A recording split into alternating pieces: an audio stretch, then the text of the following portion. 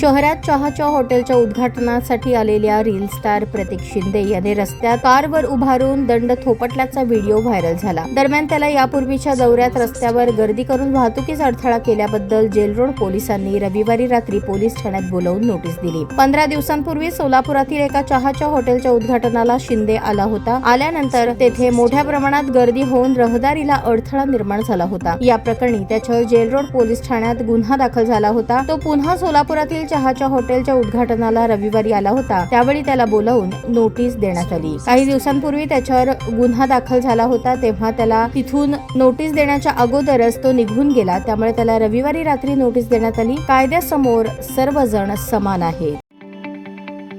ताज्या बातम्या पाहण्यासाठी प्राईम महाराष्ट्र न्यूज चॅनलला सबस्क्राईब करा।